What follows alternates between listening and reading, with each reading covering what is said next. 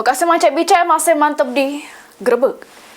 Dinilai tebang pilih juru razia operasi pekat di Palembang oleh Polrestabes Palembang, aktivis Sumatera Selatan menggeruduk Mapolda Sumsel untuk menuntut transparansi hasil dari razia tersebut.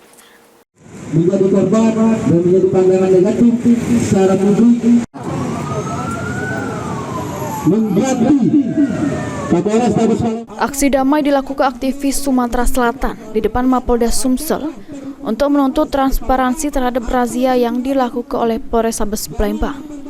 Yang mana pada razia pekat dalu hari pas sebelum sahur dinilai aktivis Sumatera Selatan tebang pilih. Sesudah razia dilakukan, 27 wong terjaring razia polisi, namun pihaknya menyayangkan cuma beberapa tempat bayang dirazia, sedangkan ada sejumlah tempat hiburan malam malah tidak jadi sasaran polisi.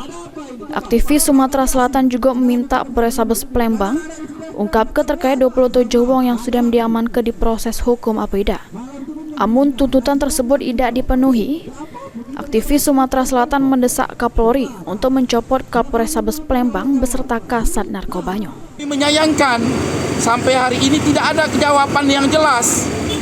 Dan kami yakinkan bahwa 26 orang tersebut, satu digit tersebut sudah antah-berantah. Rimbanya di mana? Maka dari itu kami berharap kepada Pak TV hari ini untuk mengkantar atau memberitahukan berita ini agar supaya tahu apa yang terjadi, fenomena yang terjadi tanggal 28 menjelang 1 Maret tersebut.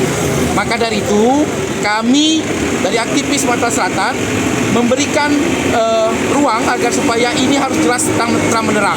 Kalau tidak, catatan kami yang pertama adalah meminta Kapolrestabes untuk dicopot, Kasat Narkoba untuk dicopot.